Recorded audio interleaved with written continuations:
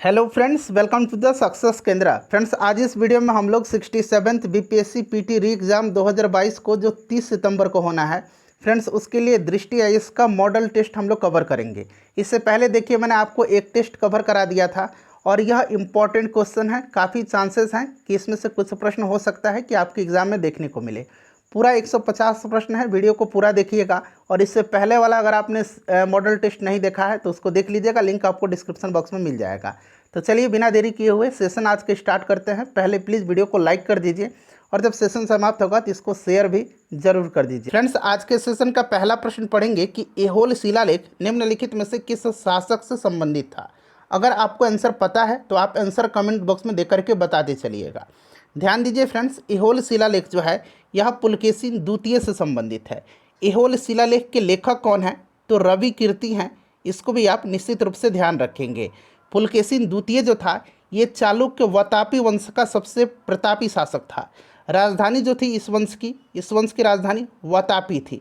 ठीक है फ्रेंड्स, और पुलकेशिन द्वितीय ने हर्षवर्धन को नर्मदा नदी के तट पर पराजित किया था। ये भी आप ध्यान रखेंगे।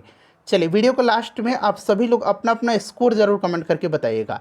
और नया वाला जो घटना चक्र आया है जिसमें कि 67th बीपीएससी का जो पेपर हुआ था 8 मई के दिन फ्रेंड्स, उसमें जो प्रश्न पूछे गए थे उसको भी इंक्लूड किया गया, यानी कि अपडेटेड घटना चक्र है। बिहार का इतिहास मैंने कवर कराया हुआ है, लिंक डिस्क्रिप्शन में आपको मिल जाएगा। देखिए, मोइजुद्दीन मोहम्मद को किस लोकप्रिय नाम से जाना जाता था?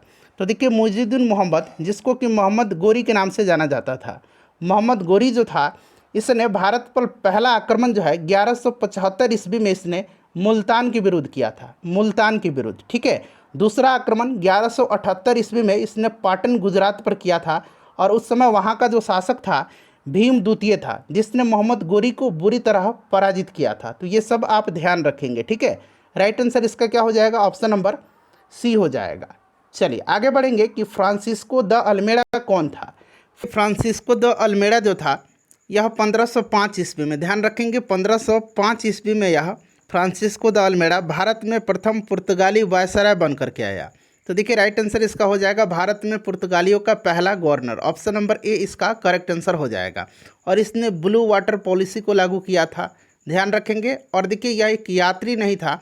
बेशक यह 16वीं शताब्दी के दौरान भारत आया था, लेकिन यह यात्री नहीं था, यह पुर्तगालियों का वायसराय बन करके भारत में आया था।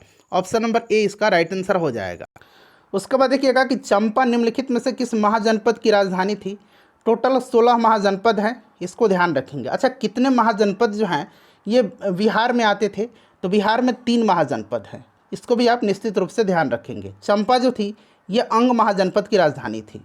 ठीक है, उसके बाद देखिए, अगर हम बात करें वत्स महाजनपद की राजधानी कहाँ थी, तो वत्स की राजधानी कौशाम्बी थी।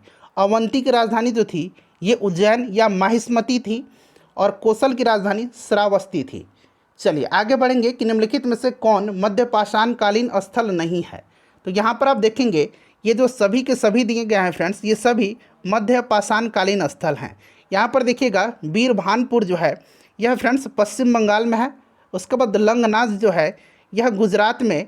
बागोर जो है, बागोर कहाँ पर है? तो राजस्थान में। और मददाहा जो है, यह महदाहा जो है ये कहाँ पर है? तो महदाहा जो है फ्रेंड्स यह जो है इसको भी आप ध्यान रखेंगे उत्तर प्रदेश में है। ठीक है, ऑप्शन नंबर ई हो जाएगा, एक से अधिक।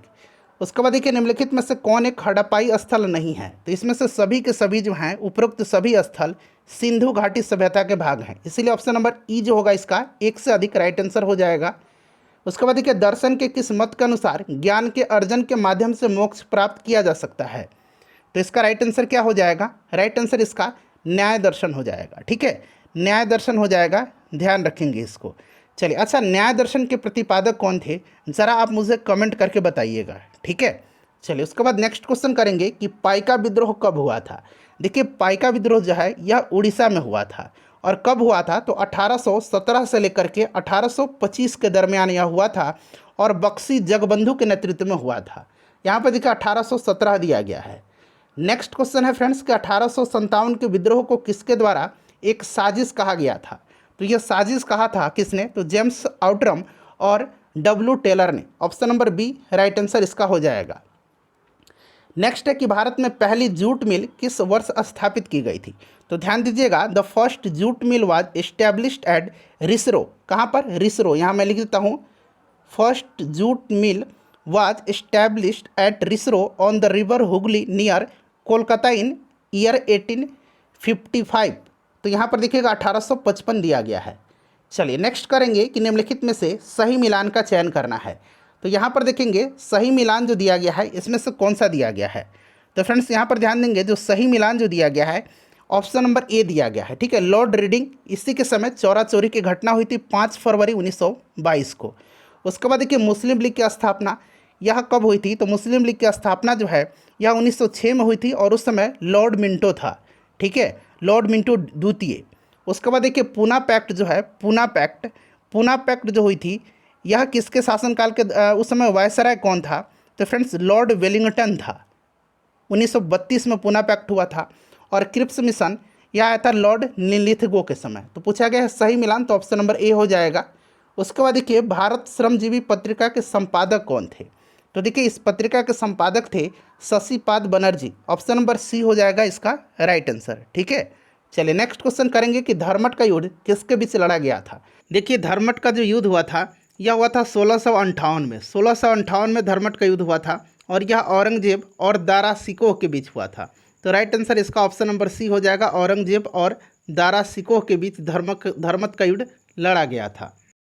नेक्स्ट क्वेश्चन है कि अकबर ने बंगाल और बिहार को अपने साम्राज्य में कब मिला लिया था।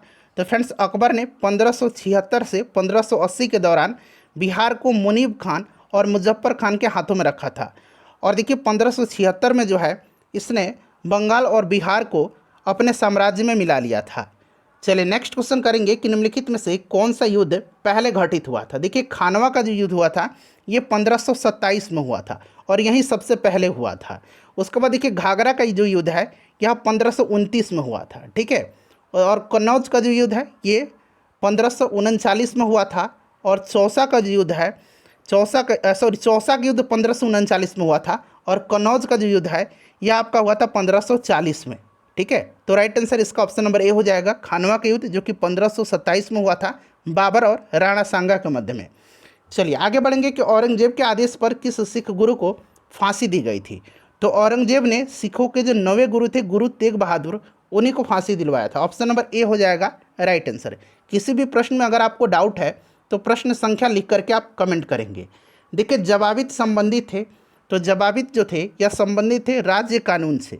ठीक है, औरंगजेब ने जवाबित नामक धर्मनिरपेक्ष फरमान जारी किया था।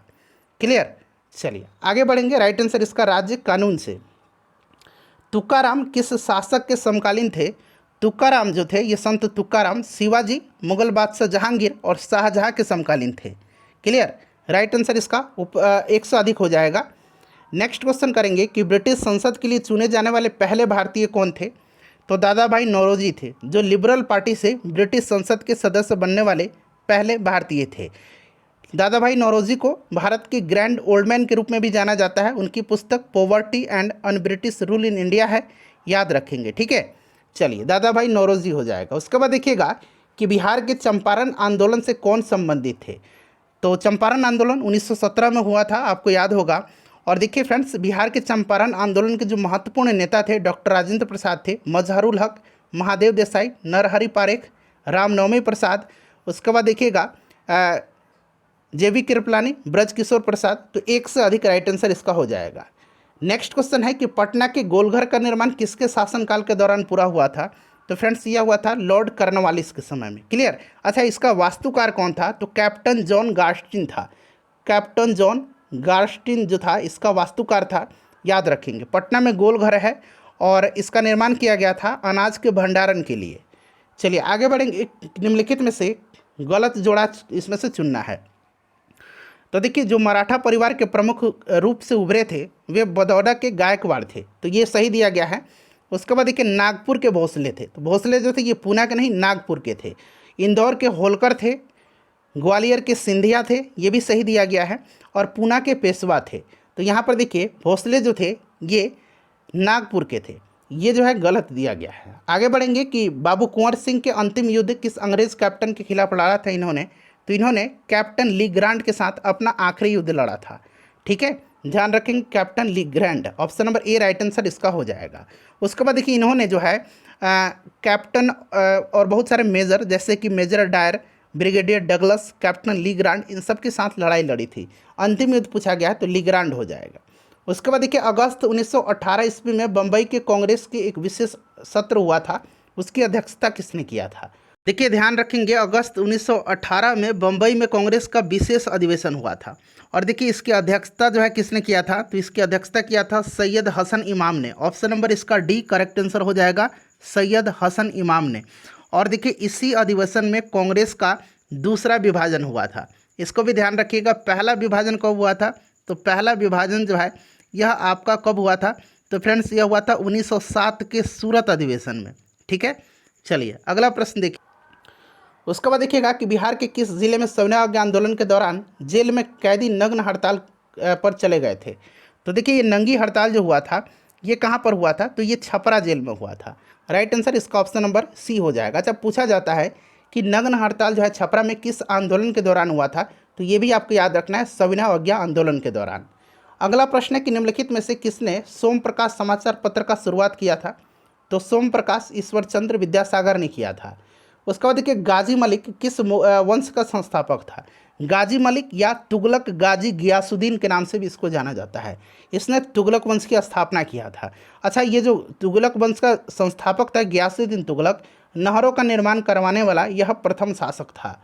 नेक्स्ट क्वेश्चन है कि निम्नलिखित में से कौन भारत सरकार अधिनियम 1935 की विशेषता नहीं है? इसमें से पूछा गया है कि विशेषता नहीं है, बताइए राइट आंसर इसका क्या हो जाएगा? तो देखिए राइट आंसर इसका ऑप्शन नंबर सी हो जाएगा, प्रांतों और केंद्रों में द्वैध शासन। ठीक है, प्रांतों में द्वैध शासन को समाप्त किया गया था, तो ये वाला जो है गलत दिया गया है। उसके बाद देखिए 1878 ईस्वी के वर्नाक्यूलर प्रेस एक्ट से बचने के लिए किस अखबार ने रातों रात अंग्रेजी प्रारूप में परिवर्तित कर दिया गया था? 1878 में वर्नाक्यूलर प्रेस एक्ट जो है लॉर्ड लिटन ने लागू किया था। ठीक है, और अपनी भाषा रातों रात बदल दिया था। यह कौन था? तो ये अमृत बाजार पत्रिका था। अच्छा एक पॉइनियर नामक अखबार था जिसने वर्नाक्यूलर प्रेस एक्ट का समर्थन किया था, इसको भी आप ध्यान रखेंगे। और यह जो एक्ट था मुख्य रूप से सोम प्रकाश को प्रतिबंधित करने के लिए लाया गया था। चलिए आगे बढ़ेंगे कि हंटर आयोग की रिपोर्ट में किसके विकास पर विशेष बल दिया गया था? तो देखिए शिक्षा के विकास पर दिया गया था। 1882 में डब्ल्यू हंटर की अध्यक्षता में जो है लॉर्ड रिपन ने इसको गठित किया था। और हंटर आयोग की रिपोर्ट ज़्यादातर प्राथमिक और माध्यमिक शिक्षा तक ही सीमित थी, तो राइट आंसर देखिए यहाँ पर प्राथमिक दिया गया है। नेक्स्ट क्वेश्चन है कि किसानों के असंतोष का मुख्य मुद्दा क्या था जिसके कारण एका आंदोलन हुआ था?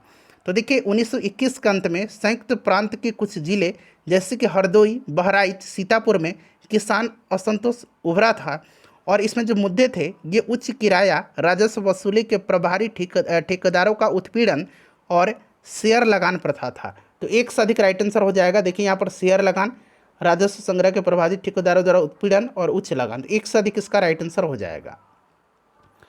किसने कहा था कि कांग्रेस आंदोलन न तो लोगों से प्रेरित था और न ही उनके द्वारा तैयार या योजना बनाई गई थी?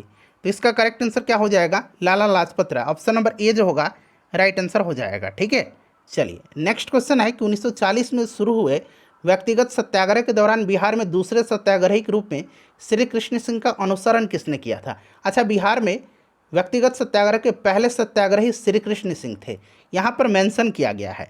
और दूसरे जो सत्याग्रही थे ये कौन थे? अनुग्रह नारायण सिन्हा थे, तो ऑप्शन नंबर सी जो होगा राइट आंसर हो जाएगा। अगर बिहार से बाहर पूछा जाए राष्ट्रीय स्तर पर तो प्रथम सत्याग्रही विनोबा भावे थे, दूसरे पंडित जवाहरलाल नेहरू थे और तीसरे सत्याग्रही ब्रह्मदत्त थे। ये सब याद रखना है। महात्मा गांधी जी के द्वारा व्यक्तिगत सत्याग्रह आंदोलन चालू किया गया था 1940 में शुरू हुए व्यक्तिगत सत्याग्रह के दौरान।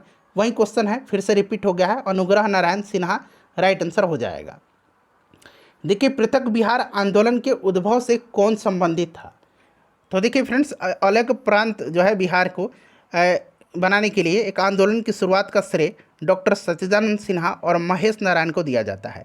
इस आंदोलन में सहयोग करने वाले जो अन्य व्यक्ति थे नंद किशोर लाल थे, अली इमाम, उसके बाद कृषा सहाय, मजहरुल हक, दीप नारायण सिंह थे। तो एक से अधिक इसका राइट आंसर हो जाएगा। ठीक है, चलिए वैसे ही सच्चिदानंद सिन्हा और महेश नारायण का नाम यहाँ मेंशन किया गया है और सहयोगी में नंद किशोर लाल भी थे, अली इमाम भी थे, तो एक से अधिक राइट आंसर हो जाएगा। उसके बाद देखिए सिक्की ग्रास सामान्य नाम क्या है उसका? जो कि बिहार में इसको सिक्की ग्रास शिल्प बनाने के लिए प्रसिद्ध है। तो इसका सामान है ना वेटिवर ग्रास है। क्या है? वेटिवर ग्रास है, याद रखेंगे। क्लियर? याद रखना आपको। चलिए आगे बढ़ेंगे, नेक्स्ट क्वेश्चन कर लेंगे कि बिहार का कौन सा जिला 2001 में स्वतंत्र अस्तित्व में आया था? तो यह जो जिला था, यह जिला है कौन सा? तो यह अरवल है। ठीक है, अब बिहार में जिलों की संख्या 38 हो गई है।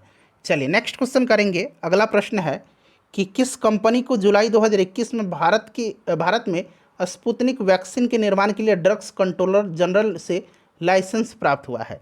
तो यह कंपनी जो है यह पैनेसिया बायोटेक है। ऑप्शन नंबर बी इसका राइट आंसर हो जाएगा। ठीक है, उसके बाद देखिए हाल ही में चर्चा में रहा डिजिटल कोविड सर्टिफिकेट या ग्रीन पास किससे संबंधित है?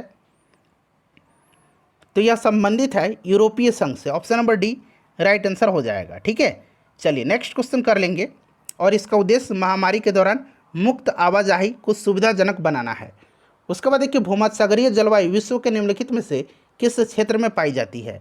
तो देखिए भूमध्यसागरीय जलवायु जो है यह मध्य चिली, कैलिफोर्निया, दक्षिण ऑस्ट्रेलिया, भूमध्य सागर के पास जो स्थित देश है वहाँ पर, और केप टाउन दक्षिण अफ्रीका में पाया जाता है। यहाँ पर देखिए केप टाउन दिया गया है और कैलिफोर्निया भी दिया गया, तो एक से अधिक इसका राइट आंसर हो जाएगा। पोर्ट ब्लेयर जो है पोर्ट ब्लेयर अंडमान और निकोबार द्वीप समूह में के किस भाग में स्थित है? तो अंडमान और निकोबार द्वीप समूह के किस भाग में है पोर्ट ब्लेयर? तो फ्रेंड्स यह जो है यह दक्षिण अंडमान में है। ऑप्शन नंबर सी इसका राइट आंसर हो जाएगा। टोन्स नदी जो है यह किस नदी की सहायक नदी है? तो टोन्स नदी जो है यह यमुना की सहायक नदी है।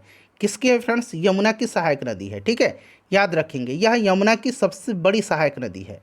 चलिए नेक्स्ट क्वेश्चन है कि उलर झील भारत के किन दो पर्वत श्रृंखलाओं के बीच स्थित है? उलर झील जो है फ्रेंड्स यह ग्रेट हिमालय और पीर पंजाल रेंज के बीच में स्थित है। Option number D right answer हो जाएगा, जम्मू कश्मीर में है, याद रखेंगे। नेक्स्ट क्वेश्चन करेंगे कि जाति को अंतिम बार भारत की जनगणना में किस वर्ष शामिल किया गया था? तो यह 1931 में शामिल किया गया था। ठीक है, जाति को अंतिम बार जो है 1931 में जनगणना में शामिल किया गया था। चलिए नेक्स्ट क्वेश्चन करेंगे कि भारत में हाल ही में किस देश के साथ शांति मित्रता और सहयोग संधि की 50वीं वर्षगांठ मनाई गई है? तो फ्रेंड्स यह मनाई गई है भारत सोवियत संघ संधि 1971 में हस्ताक्षरित हुई थी, यह 1971 में। रूस हो जाएगा राइट आंसर इसका। देखिए ऑपरेशन आहट जो है यह मानव तस्करी को रोकने के लिए शुरू किया गया है। यह किस संस्था के द्वारा शुरू किया गया है?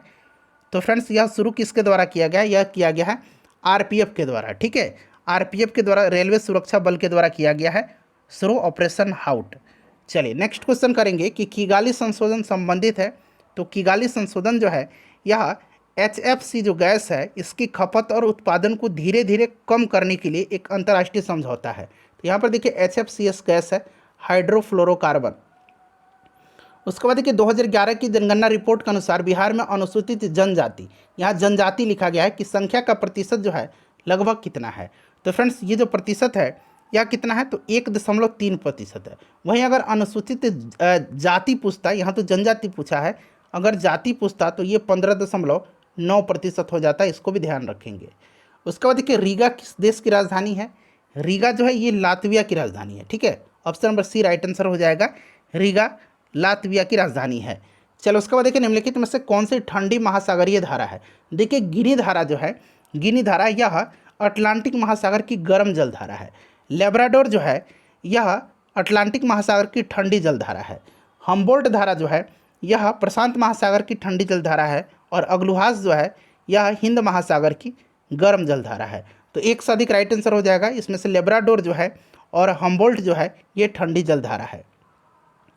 बिहार का दूसरा चिड़ियाघर निम्नलिखित में से किस स्थान पर स्थापित किया जाएगा? तो फ्रेंड्स यह जो है स्थापित किया जाएगा कहाँ पर? राइट आंसर इसका क्या हो जाएगा बताइए? करेक्ट आंसर इसका हो जाएगा अररिया जिले के रानीगंज प्रखंड में। ठीक है, राइट आंसर यहाँ पर रानीगंज हो जाएगा। उसके बाद देखिए 1232 kilometre the long journey home पुस्तक के लेखक कौन है? तो इसको लिखा है किसने? तो विनोद कापरी ने। ऑप्शन नंबर ए हो जाएगा राइट आंसर। उसके बाद देखिएगा कि वित्तीय वर्ष 2021-22 के लिए बिहार का कुल अनुमानित बजट व्यय कितना था? तो फ्रेंड्स यह कितना था? तो 2.18 लाख करोड़ रुपया था। ठीक है, राइट आंसर इसका ऑप्शन नंबर सी हो जाएगा। उसके बाद देखिए भारत का कौन सा शहर हाल ही में यूनेस्को के रचनात्मक शहरों यानी कि क्रिएटिव सिटीज़ के नेटवर्क में शामिल हुआ है? तो फ्रेंड्स यह है Srinagar, option number A right answer हो जाएगा। ठीक है, श्रीनगर शामिल हुआ है। चलिए अगला प्रश्न है कि logistic is across different state, इसको शॉर्ट में कहा जाता है लीड्स। ठीक है, यहाँ मैं लिख देता हूँ लीड्स। ठीक है, logistics ease across different state 2021 index हाल ही में निम्नलिखित में से किस मंत्रालय के द्वारा प्रकाशित किया गया है? तो यह किया गया है वाणिज्य और उद्योग मंत्रालय के द्वारा। ठीक है, वाणिज्य और उद्योग मंत्रालय के द्वारा, option number D right answer इसका हो जाएगा। इस सूचकांक में गुजरात, हरियाणा और पंजाब हाल ही में गतिशीलता और रसद श्रृंखला की दक्षता के मामले में सर्वश्रेष्ठ प्रदर्शन करने वाले राज्य के रूप में उभरे हैं। अगला प्रश्न, किस संसाधन ने mission 2070 A green new deal for a net zero India शीर्षक से अपनी रिपोर्ट प्रकाशित की है? तो यह संस्था कौन सा है? यह संस्था है वर्ल्ड इकोनॉमिक फोरम, यानी कि विश्व आर्थिक मंच। ऑप्शन नंबर यहाँ पर देखिएगा WEF, option number C right answer इसका हो जाएगा। ठीक है, चलिए अगला प्रश्न करेंगे। और देखिए यह जो है रिपोर्ट इस बात पर प्रकाश डाला गया है इसमें कि भारत का हरित अर्थव्यवस्था की ओर संक्रमण 2030 तक आर्थिक प्रभाव में लगभग $1 ट्रिलियन का योगदान कर सकता है। $1 ट्रिलियन का, इसको भी ध्यान रखेंगे। भारत का ई अमृत पोर्टल किससे संबंधित है? तो ई अमृत पोर्टल जो है यह संबंधित किससे है? तो देखिए ई अमृत पोर्टल नामक एक इलेक्ट्रॉनिक वाहन जागरूकता वेब पोर्टल नवंबर 2021 को लॉन्च किया गया। राइट आंसर इसका ऑप्शन नंबर बी हो जाएगा। यहाँ पर देखिएगा परिवहन हो जाएगा। उसके बाद देखिए नीति आयोग के बहुआयामी गरीबी सूचकांक के अनुसार बिहार की जनसंख्या का कितना प्रतिशत गरीब है? तो यह हाल ही में सूचकांक जारी किया गया था।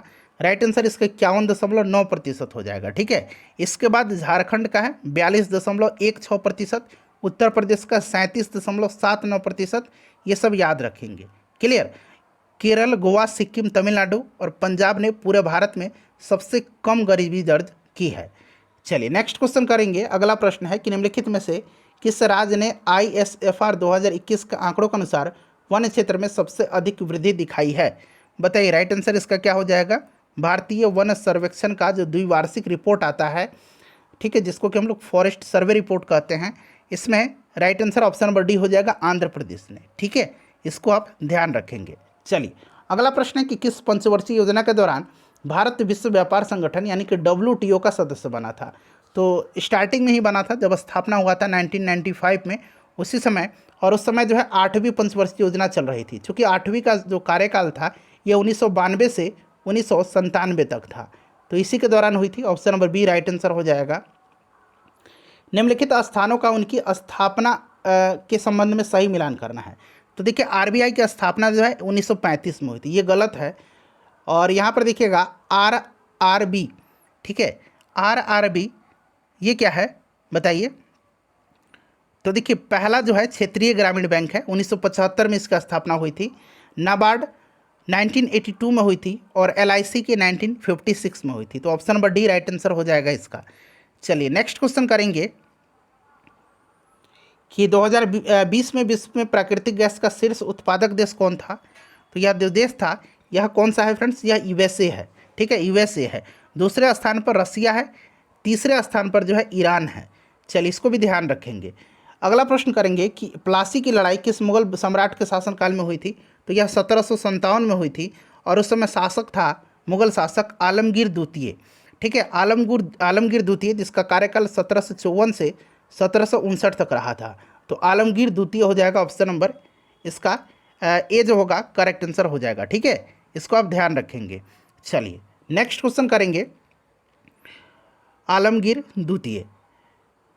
अगला प्रश्न है कि काराधन की संभावित दरों और सरकारी राजस्व के परिणामी स्तरों के बीच संबंध का प्रतिनिधित्व किसके द्वारा दिखाया जाता है? तो फ्रेंड्स यह दिखाया जाता है किसके द्वारा? तो राइट आंसर हो जाएगा लफर वक्र के द्वारा। ठीक है, ऑप्शन नंबर सी हो जाएगा इसका करेक्ट आंसर। किसी देश की आर्थिक वृद्धि का सबसे उपयुक्त माप क्या है? तो प्रति व्यक्ति आय है, इसका ऑप्शन नंबर डी हो जाएगा करेक्ट आंसर। उसके बाद देखिएगा कि संविधान के किस अनुच्छेद के तहत उच्च न्यायालय को रिट जारी करने का अधिकार है? यहाँ पर उच्च न्यायालय यानी कि हाई कोर्ट पूछा गया है। तो करेक्ट आंसर इसका क्या हो जाएगा? करेक्ट आंसर इसका 226 हो जाएगा अनुच्छेद। ठीक है, अनुच्छेद 32 के तहत सुप्रीम कोर्ट को, उच्चतम न्यायालय का जो है रिट जारी करने का अधिकार प्राप्त है। चलिए नेक्स्ट क्वेश्चन है कि निम्नलिखित में से कौन सा कथन भारत के नियंत्रक और महालेखा परीक्षक के संबंध में सही नहीं है? तो पहले आप सभी कथन को पढ़िए, फिर बताइए कि इसमें से कौन सा सही नहीं है। तो यहाँ पर देखेंगे कि वह पद छोड़ने के बाद केंद्र और राज्य सरकार में किसी अन्य पद को ग्रहण कर सकता है, यह जो है गलत दिया गया है। ठीक है, राइट आंसर इसका ऑप्शन नंबर बी हो जाएगा। चलिए नेक्स्ट क्वेश्चन करेंगे। बाकी सभी जो है सही दिया गया है, यहाँ पर ये वाला गलत दिया गया, यहीं पूछा गया था, बाकी सभी जो है यहाँ पर सही दिया गया है। उसके बाद देखिए, निम्नलिखित में से कौन सा संशोधन अधिनियम सहकारी समितियों से संबंधित है, बताइए राइट आंसर इसका क्या हो जाएगा। तो देखिए फ्रेंड्स, यह 97वां संशोधन अधिनियम है। ठीक है, 2011 में हुआ था, तो ऑप्शन नंबर इसका ए राइट आंसर हो जाएगा। ठीक है, चलिए उसके बाद देखिए, फजल अली आयोग किससे संबंधित है। तो फजल अली आपको पता होगा राज्य पुनर्गठन आयोग से संबंधित है। 1953 में फजल अली की अध्यक्षता में एक 3 सदस्यीय राज्य पुनर्गठन आयोग की नियुक्ति किया गया था। चलिए, और 1955 में इसने जो है अपनी रिपोर्ट प्रस्तुत की थी, और भाषा के आधार पर गठित होने वाला पहला राज्य आंध्र प्रदेश है, इसको भी आप ध्यान रखेंगे, राज्य पुनर्गठन। उसके बाद देखिएगा कि राज्यपाल के पद के संबंध में कौन सा कथन जो है गलत दिया गया है इसमें से। तो देखिए, इसमें से सभी के सभी सत्य दिए गए हैं। ठीक है, सभी के सभी जो है वह संबंधित राज्य का महाधिवक्ता की नियुक्ति करता है, बिल्कुल सभी के सभी सही दिए गए हैं, एक बार आप पढ़ लीजिएगा। एक से अधिक इसका राइट आंसर हो जाएगा।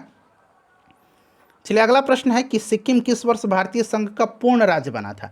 यहाँ पर देखिए पूर्ण राज्य पूछा गया है, तो पूर्ण राज्य 1975 में बना था, भारत का 22वां राज्य बना था यह। ठीक है, चलिए ऑप्शन नंबर इसका बी हो जाएगा। निम्नलिखित में से सही जोड़े का चयन करना है, सही जोड़ा का चयन करना है, बताइए इसमें से सही कौन सा है।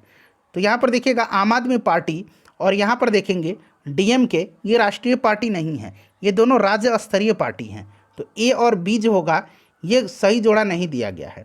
तो यानी कि इसमें से सही जो दिया गया है वो आपका राष्ट्रवादी कांग्रेस पार्टी, ये राष्ट्रीय पार्टी है। अच्छा, बहुजन समाजवादी पार्टी ये राज्य पार्टी नहीं है, यह भी राष्ट्रीय पार्टी है, तो इसलिए ये गलत हो जाएगा। सही होगा ऑप्शन नंबर सी। सही कौन सा होगा, ऑप्शन नंबर सी हो जाएगा। चलिए आगे बढ़ेंगे, नेक्स्ट क्वेश्चन कर लेंगे कि हमारे संविधान में राष्ट्रपति पर महाभियोग का प्रावधान किस संविधान से लिया गया है। तो महाभियोग जो है यह लिया गया है अमेरिका के संविधान से। ठीक है, महाभियोग की प्रक्रिया जो है यह किसी भी सदन में लाई जा सकती है, चाहे वो लोकसभा हो या फिर राज्यसभा हो। आर्टिकल 61 में महाभियोग है, ध्यान रखेंगे। उसके बाद देखिए, गंडक जो बिहार जो उत्तर पश्चिम बिहार की एक प्रमुख नदी है, बिहार की सीमा में किस जगह प्रवेश करती है। तो फ्रेंड्स देखिए, यह जो है वाल्मीकि नगर के पास, यह बिहार की सीमा में प्रवेश करती है। वाल्मीकि नगर में जो है वाल्मीकि नेशनल पार्क है, जो कि बिहार का एकमात्र नेशनल पार्क है। वाल्मीकि टाइगर रिजर्व है पश्चिम चंपारण में, ध्यान रखेंगे पश्चिम चंपारण में ही यह प्रवेश करती है। बिहार के निम्नलिखित में से किस प्रमंडल में सबसे अधिक जिले हैं। तो देखिए सबसे अधिक जिले जो हैं, अच्छा टोटल कितने प्रमंडल हैं, 9 प्रमंडल हैं। कितने जिले हैं, 38 जिले हैं। ठीक है, ये सब ध्यान रखेंगे। सबसे ज़्यादा जो है तिरहुत में है, तिरहुत में है, पूर्वी चंपारण, पश्चिम चंपारण, मुजफ्फरपुर, सीतामढ़ी, शिवहर, वैशाली। ठीक है, टोटल कितने जिले हो गए, टोटल 6 जिले हो गए, ध्यान रखेंगे। चलिए आगे बढ़ेंगे कि धन विधेयक के संबंध में कौन सा कथन गलत दिया गया है।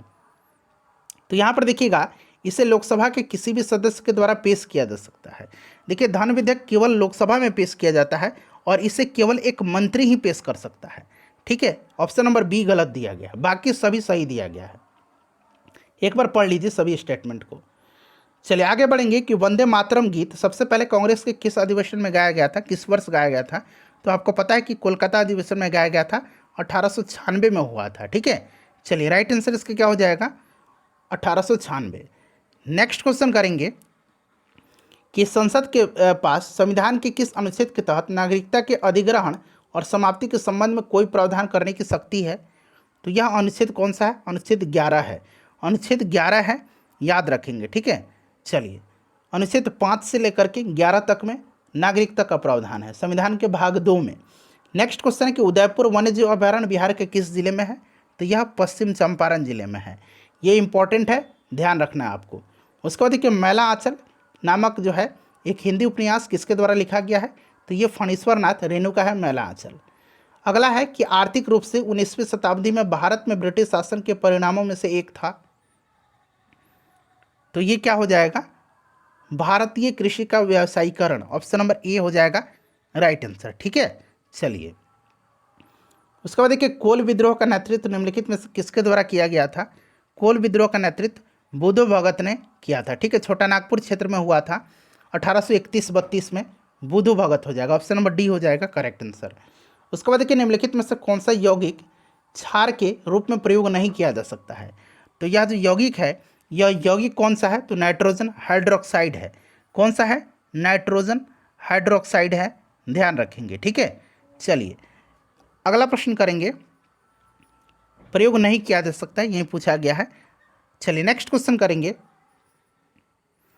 अगला है कि अंगूर में कौन सा अम्ल प्रमुखता से पाया जाता है। तो अंगूर में टार्टरिक एसिड पाया जाता है, टार्टरिक अम्ल पाया जाता है, ठीक है। चलिए नेक्स्ट क्वेश्चन करेंगे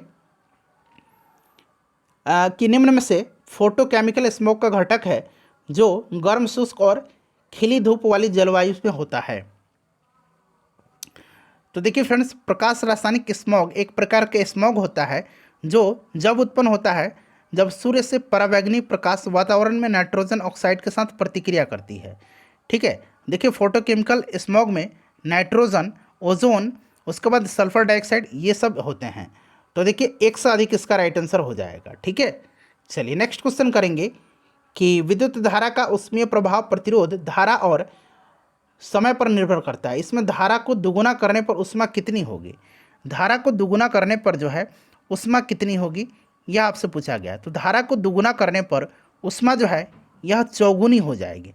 कितनी हो जाएगी, चौगुनी हो जाएगी, क्योंकि आपको पता है कि H इक्वल टू क्या होता है, I² RT होता है, ठीक है। अब यहाँ पर देखिएगा कि अगर धारा को दुगुना किया जाता है तो ये चौगुना हो जाएगा, ठीक है।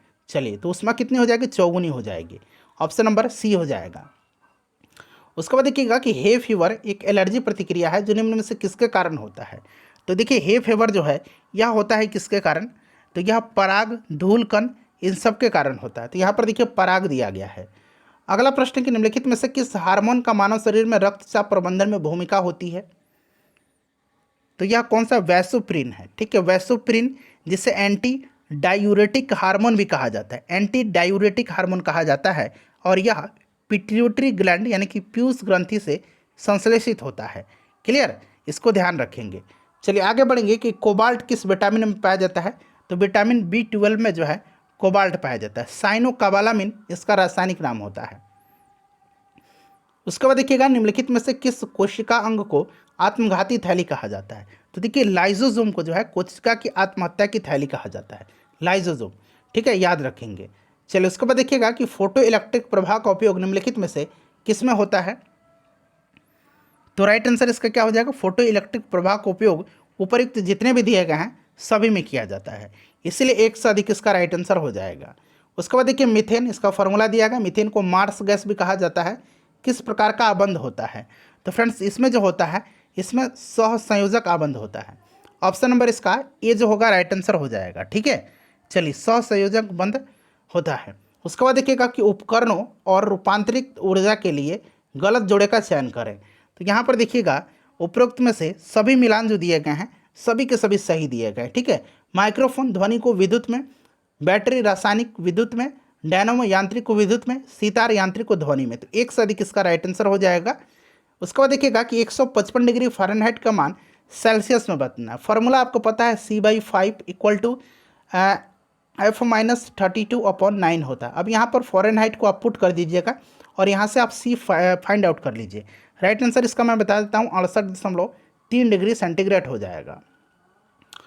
उसके बाद देखिएगा कि 1857 के विद्रोह के दमन के बाद ब्रिटिश शासन के द्वारा भारतीय सेना के पुनर्गठन के लिए किस आयोग का गठन किया गया था। तो यह आयोग जो है यह कौन सा आयोग है, पील आयोग है, ठीक है।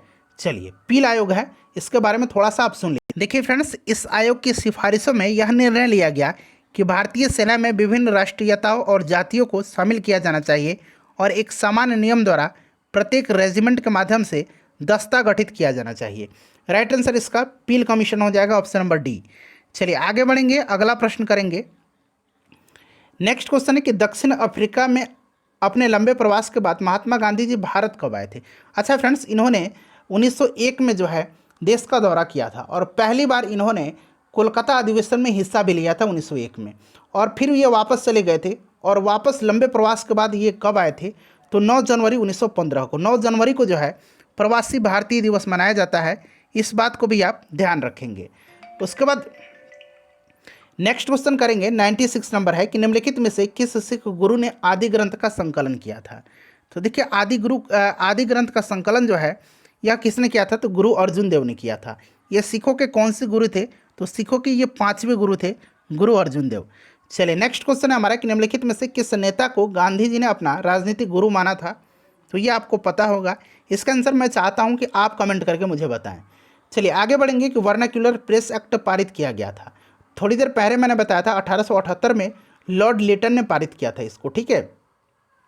और इसको निरस्त किया था लॉर्ड रिपन ने। किसने निरस्त किया था, लॉर्ड रिपन ने इसको समाप्त किया था। चलिए अगला प्रश्न करेंगे कि कांग्रेस पतन के लिए लड़खड़ा रही है और जब तक मैं भारत में हूँ मेरी एक सबसे बड़ी अभिलाषा है कि इसके शांतिपूर्ण विघटन में सहयोग करना है। यह कथन जो है किसका है, तो फ्रेंड्स यह कहा था लॉर्ड कर्जन ने, ठीक है। चलिए आगे बढ़ेंगे कि रॉलेट एक्ट पारित किया गया था। रॉलेट एक्ट पारित किया गया था 1919 में, 1919 में, ठीक है। सेडिशन कमेटी की रिपोर्ट पर तैयार की गई थी। तो राइट आंसर सेडिशन कमेटी के सिफारिश का आधार पर। उसके बाद देखिएगा कि भारतीय राष्ट्रीय कांग्रेस के पहले अधिवेशन के संबंध में निम्नलिखित कथनों में से कौन सा सही नहीं है, बताइए। राइट आंसर इसका क्या होगा, सही नहीं पूछा गया है।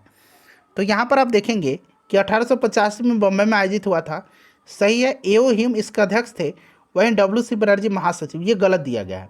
अध्यक्ष डब्ल्यू.सी. बनर्जी थे। कुल इसमें जो है कितने प्रतिनिधियों ने हिस्सा लिया था, तो 72 प्रतिनिधि इसमें शामिल है, तब ये भी गलत दे दिया गया है, ठीक है। तो 1 से अधिक वैसे ही इसका राइट आंसर हो जाएगा। लॉर्ड डफरिन वायसराय था, ये सही दिया गया है। निम्नलिखित में से किसे भारतीय प्रेस का मुक्तिदाता कहा जाता है, तो फ्रेंड्स ये कहा जाता है किसको, बताइए। राइट आंसर इसका क्या होगा, तो चार्ल्स मेटकॉफ को कहा जाता है। चार्ल्स मेटकॉफ राइट आंसर हो जाएगा। यहाँ पर देखिएगा ऑप्शन नंबर इसका ए राइट आंसर हो जाएगा, ठीक है। चार्ल्स मेटकॉफ को भारत की प्रेस का मुक्तिदाता कहा जाता है। तो ऑप्शन नंबर ए जो है इसका सही हो जाएगा। चलो उसके बाद देखिएगा निम्नलिखित में से, यहाँ पर देखिए दिया गया है कि निम्नलिखित में से, प्रश्न को ध्यान से पढ़िए, ठीक है, फिर आंसर बताइएगा। देखिए निम्नलिखित में से किस धातु का परमाणु द्रव्यमान जो है उच्चतम होता है। सबसे उच्चतम परमाणु द्रव्यमान जो होता है यह पूछा गया है कि किसका होता है, बताइए। करेक्ट आंसर इसका क्या हो जाएगा, तो राइट आंसर इसमें से हो जाएगा लेड का, ठीक है। लेड का जो होता है यह लगभग 207 होता है। और इसमें पारा का जो है, पारा का होता है आपका लगभग 200। उसके बाद प्लेटिनम का जो होता है ये कितना होता है, तो 195 के आसपास होता है। और सोना का जो होता है 196 के आसपास होता है। लेड का 207 के आसपास होता है, ठीक है। 207.2 ऐसे होता है। चलिए आगे बढ़ेंगे कि धुआं उदाहरण है। धुआं जो है यह एरोसोल का उदाहरण है। तो यहाँ पर देखिएगा राइट आंसर इसमें से दिया गया है। एरोसोल क्या होते हैं, वे कोलाइड होते हैं जिनमें ठोस प्रावस्था गैस माध्यम में परिक्षिप्त होती है। तो करेक्ट आंसर यहाँ पर देखिएगा गैस में ठोस का मिश्रण। उसके बाद देखिए चुंबकीय प्रवाह की एसआई इकाई क्या है, तो इसकी इकाई वेबर है। क्या है फ्रेंड्स, वेबर है। और सीजीएस पद्धति में मैक्सवेल है। तो यहाँ पर देखिए एसआई पूछा गया तो वेबर हो जाएगा, वही सीजीएस पूछता तो मैक्सवेल हो जाता। निम्नलिखित में से कौन एक अधातु है जो कमरे के तापमान पर तरल रहता है, तो कमरे के तापमान पर जो है ब्रोमीन होता है। ऑप्शन नंबर इसमें से सी राइट आंसर इसका हो जाएगा, ठीक है। चलिए आगे बढ़ेंगे कि रेयान रासायनिक रूप से क्या है, तो रेयान जो है यह एक सेलुलोज से प्राप्त फाइबर है जो आमतौर पर लकड़ी के गुद्दे से प्राप्त किया जाता है। करेक्ट आंसर ये सेलुलोज हो जाएगा। उसके बाद देखिए सूर्य अपनी ऊर्जा प्राप्त करता है तो नाभिकीय संलयन अभिक्रिया से। नाभिकीय संलयन अभिक्रिया से, हाइड्रोजन नाभिक का हीलियम नाभिक में संलयन से। ऑप्शन नंबर इसका सी राइट आंसर हो जाएगा। घरेलू विद्युत वायरिंग मूल रूप से होते हैं, तो घरे में जो वायरिंग होता है यह किस में होता है, तो यह समानांतर क्रम में होता है, ठीक है। इसको आप ध्यान रखेंगे। चलिए आगे बढ़ेंगे कि स्टेनलेस स्टील पैमाने के नीचे तांबे का लेप क्यों लगाए जाते हैं। इसलिए लगाया जाता है ताकि तांबे की चालकता स्टेनलेस स्टील से अधिक है। ऑप्शन नंबर बी हो जाएगा राइट आंसर। निम्नलिखित में से किसने ऑस्ट्रेलियन ओपन 2022 में पुरुष एकल का खिताब जीता है, तो फ्रेंड्स पुरुष एकल का खिताब राफेल नाडाल ने जीता है डेनियल मेदवेदेव को हरा करके। राफेल नाडाल हो जाएगा ऑप्शन नंबर सी, ठीक है। चलिए उसके बाद देखिएगा कि P-8I पेट्रोल विमान खरीद रहा है भारत किससे, तो फ्रेंड्स यह खरीद रहा है किससे, बताइए राइट आंसर। यूएसए से खरीद रहा है। ऑप्शन नंबर सी हो जाएगा राइट आंसर, ठीक है। चलिए अगला प्रश्न है कि जियोलॉजिकल सर्वे ऑफ इंडिया यानी कि भारतीय भूवैज्ञानिक सर्वे सौरोपोड डायनासोर के जीवाश्म हड्डी के टुकड़े कहाँ पर खोजे हैं, तो फ्रेंड्स इन्होंने कहाँ पर खोजा है, तो यह मेघालय में खोजा। ऑप्शन नंबर बी हो जाएगा राइट आंसर। मेघालय में पश्चिम खासी पहाड़ी में जो है खोजा है। चलिए, यह 100 मिलियन वर्ष पुराना है। नेक्स्ट क्वेश्चन हमारा कि लॉरियस वर्ल्ड स्पोर्ट्स अवार्ड जो है यानी कि लॉरियस विश्व खेल पुरस्कार, इसमें सर्वाधिक पुरस्कार जीतने का रिकॉर्ड किस खिलाड़ी के नाम है? तो यह जो है फ्रेंड्स सबसे ज़्यादा जीता है रोजर फेडरर ने। ठीक है, रोजर फेडरर ने जीता है। चलिए आगे बढ़ेंगे। नेक्स्ट क्वेश्चन है कि चीनी अंतरिक्ष यान तियानवेन एक निम्नलिखित में से किस ग्रह पर उतरा है? तो तियानवेन जो उतरा है यह उतरा है मंगल पर। किस पर उतरा है?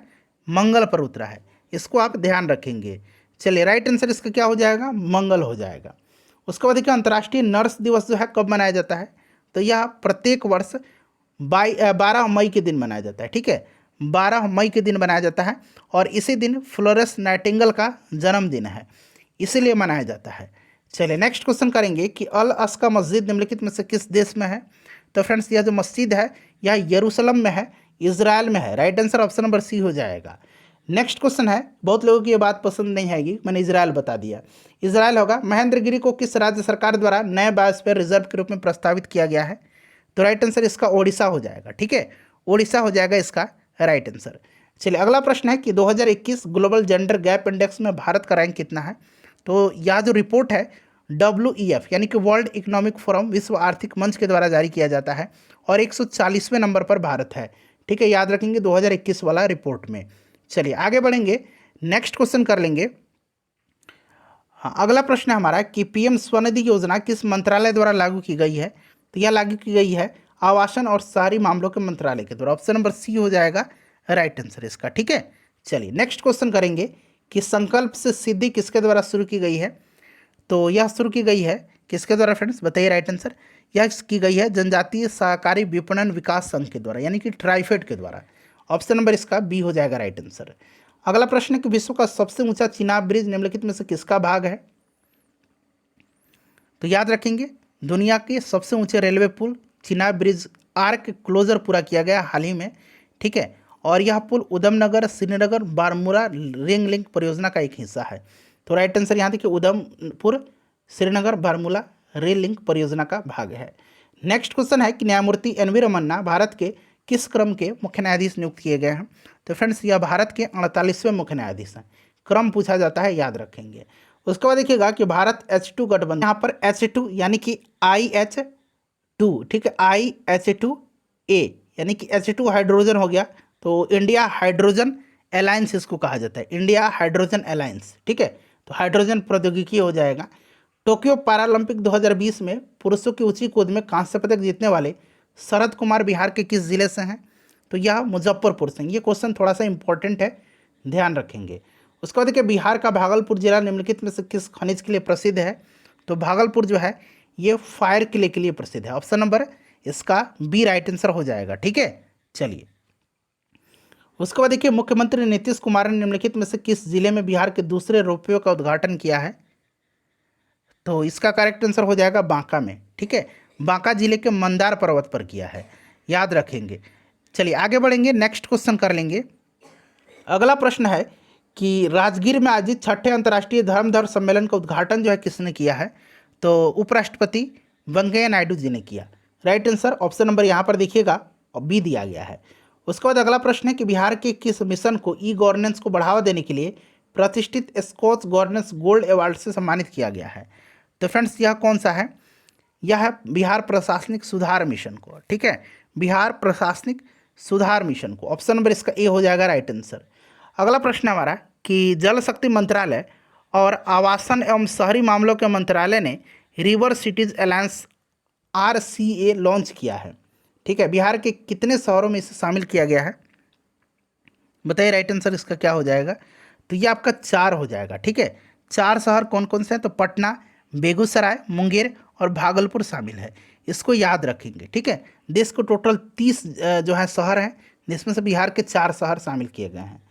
केंद्रीय विद्युत मंत्रालय और BEE द्वारा जारी राज्य ऊर्जा दक्षता सूचकांक 2020 में बिहार को किस श्रेणी में रखा गया है? तो बिहार को जो है रखा गया है आकांक्षी श्रेणी में।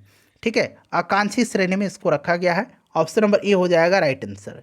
उसके बाद देखिएगा किस देश ने अपने यहाँ निजी बैंकों के पास आयात हेतु विदेशी मुद्रा की समाप्ति की वजह से खाद्य पदार्थों की कमी के कारण आपातकाल घोषित किया है। तो यह जो देश है, इस देश का नाम है श्रीलंका। ठीक है, अभी आपने देखा है वहाँ पर इमरजेंसी लगाया गया था। अगला प्रश्न कि दुनिया का पहला प्लांट आधारित स्मार्ट एयर प्यूरिफायर जिसे यू ब्रेथ लाइफ कहा जाता है, ये किसके द्वारा विकसित किया गया है? तो फ्रेंड्स, यह विकसित किया गया है आईआईटी रोपड़ और आईआईटी कानपुर के द्वारा। तो यहाँ पर देखिएगा आईआईटी रोपड़ दिया गया है। ऑप्शन नंबर इसका ए जो होगा राइट आंसर हो जाएगा। ठीक है, चलिए आईआईटी रोपड़ में इसे इनक्यूबेट किया गया है। चलिए नेक्स्ट क्वेश्चन है कि हाल ही में स्क्रब टाइफस रोग ने भारत के किस राज्य में 40 से अधिक लोगों की जान ले ली है? तो फ्रेंड्स, ये उत्तर प्रदेश है। ऑप्शन नंबर इसका सी राइट आंसर हो जाएगा। यह एक वायरल बुखार है, ध्यान रखना है। स्क्रब टाइफस के रूप में इसकी पहचान की गई है। नेक्स्ट क्वेश्चन है और यह एक वेक्टर जनित रोग है। अगला प्रश्न है कि नवंबर 2021 में किस देश ने डायरेक्ट एसेंट एंट्री सैटेलाइट, यहाँ पर देखिएगा लिखा गया है, का परीक्षण किया है? तो यह जो देश है इसका नाम क्या है बताइए? तो फ्रेंड्स, रसिया ने किया है। देखिए ऑप्शन में रसिया नहीं है, तो इनमें से कोई नहीं, राइट आंसर इसका हो जाएगा। अगला प्रश्न कि शिक्षा की 16वीं वार्षिक स्थिति रिपोर्ट 2021 किसके द्वारा प्रकाशित की गई है? यहाँ ग्रामीण मेंशन किया गया है। तो यह जो प्रकाशित की गई है, यह प्रकाशित की गई है किसके द्वारा? तो यह प्रथम फाउंडेशन के द्वारा की गई है। ठीक है, चलिए आगे बढ़ेंगे। नेक्स्ट क्वेश्चन करेंगे कि भारत को यूनेस्को के कार्यकारी बोर्ड में किस अवधि के लिए फिर से चुना गया है? तो 2021 से 25 के लिए चुना गया। ये क्वेश्चन इंपॉर्टेंट है।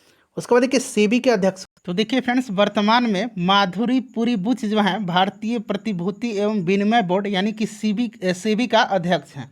तो देखिए इसमें राइट आंसर जो है माधुरी पुरी बुच होगा। ऑप्शन में नहीं दिया गया है, इसीलिए ऑप्शन नंबर ई इसका करेक्ट आंसर हो जाएगा, उपरोक्त में से कोई नहीं। चलिए आगे बढ़ेंगे कि विश्व मत्स्य दिवस के अवसर पर भारत का सर्वश्रेष्ठ समुद्री जिला पुरस्कार किसको दिया गया है? तो फ्रेंड्स, यह जो दिया गया है, यह दिया गया है उड़ीसा के बालासोर को। ठीक है, बालासोर उड़ीसा में है। उसके बाद देखिए कूनो राष्ट्रीय उद्यान भारत के किस राज्य में है? तो कूनो जो है यह मध्य प्रदेश में है। ठीक है, चलिए मध्य प्रदेश हो जाएगा राइट आंसर। उसके बाद देखिए 41 से लेकर के 150 तक में फ्रेंड्स मैथ के क्वेश्चन हैं। क्लियर, इनका आंसर मैं फटाफट आपको बता देता हूँ। एक बार इनका आंसर मैं जल्दी जल्दी आपको बता देता हूँ। राइट आंसर 9 घंटा हो जाएगा। उसके बाद चलिए तब तक आप लोग क्या कीजिए, वीडियो को लाइक कर दीजिए। ठीक है, इसका आंसर 8 हो जाएगा। 142 का 8 हो जाएगा। उसके बाद चलिए 143 का देखिए, 143 का जो करेक्ट आंसर हो जाएगा ये आपका हो जाएगा 160। ठीक है, चलिए उसके बाद देखिए 144 का जो राइट आंसर हो जाएगा फ्रेंड्स, ये आपका 660 हो जाएगा। ठीक है, उसके बाद देखिए 145 का जो करेक्ट आंसर होगा वो आपका इसमें से हो जाएगा 2x + 9 हो जाएगा। 146 का जो करेक्ट आंसर हो जाएगा ये 44.8 किलोमीटर पर आवर हो जाएगा। उसके बाद देखिए 47 का जो करेक्ट आंसर हो जाएगा ये आपका हो जाएगा 144। 148 का जो करेक्ट आंसर हो जाएगा ये आपका 12 हो जाएगा। 149 का देखिए, 149 का करेक्ट आंसर 30 हो जाएगा, 30 हो जाएगा। और 150 का जो करेक्ट आंसर होगा ये आपका